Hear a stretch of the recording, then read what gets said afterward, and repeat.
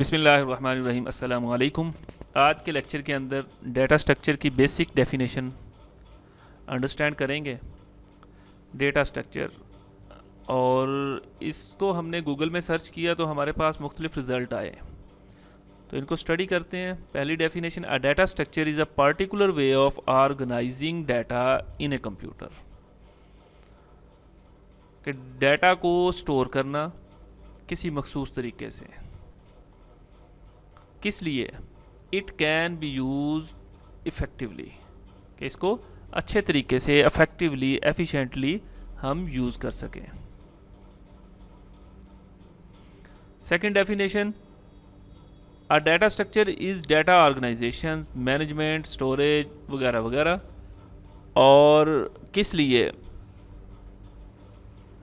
Enable efficient access and modifications, is a way to store and organize data so that it can be used effectively। तो मुख्तलिफ definitions की हमें जो चीज़ नज़र आई है कि डाटा का स्टोरेज है, और स्टोरेज भी ऑर्गेनाइज तरीके से है। अब स्टोरेज की समझ आती है कि हमने डाटा को स्टोर करना है, डाटा को रखना है कंप्यूटर के अंदर। ऑर्गेनाइज मेथड कौन सा होगा?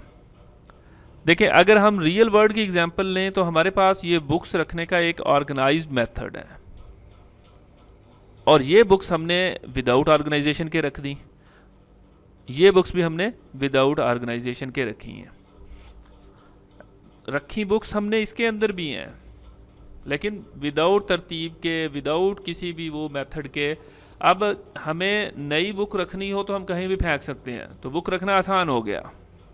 लेकिन अगर बुक कोई फाइंड करनी है, सर्च करनी है, तलाश करनी है, तो वो हमारे लिए डिफ़िकल्ट होगा।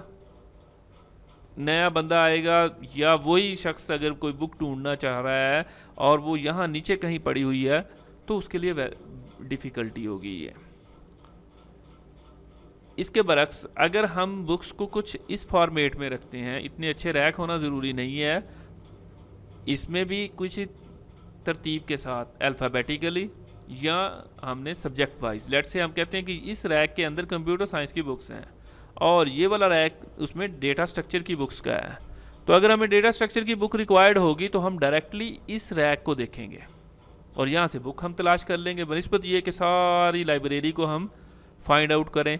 तो ऑर्गेनाइजेशन, डाटे को तरतीब से रख देना, रखा क्यों जाता है? ताकि हम एफिशिएंट वे से, ईजीली, बड़ी तेज़ी से। ये तो एक लिटिल सी एग्जांपल ली है। अगर हम किचन की चीज़ें हैं, अगर किसी शॉपकीपर के अंदर वो एक ही ढेर लगा दे चीज़ों का, और बाद में उसके लिए फाइंड करना डिफ़िकल्ट होगा। डाटा रखा क्यों तरतीब से जाता है? डाटा रखा किस लिए जाता है? डाटा रखा जाता है डाटे को एक्सेस करने के लिए। बाद में जब ज़रूरत होगी हम डाटा उठाएंगे, पिक करेंगे। तो एफिशिएंट वे वो होगा जिसमें ईजीली, क्विकली हम डाटा एक्सेस कर सकें, और फिर और भी काम करते हैं उसमें से। कोई बुक रिमूव भी करते हैं, ख़त्म भी करनी होती है, नई बुक इंसर्ट करनी होती है। तो ये वाले इसके फर्दर ऑपरेशंस आएंगे डाटा स्ट्रक्चर के, कि डाटा स्ट्रक्चर के। अब डाटा भी डिफरेंट टाइप का होगा।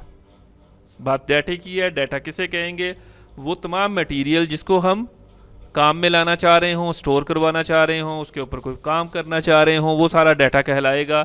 और फिर डाटा मुख्तलिफ टाइप का होता है, जैसे टेक्स्ट है, साउंड्स हैं, वीडियो है, ऑडियो है, मुख्तलिफ टाइप्स का डाटा अवेलेबल होगा।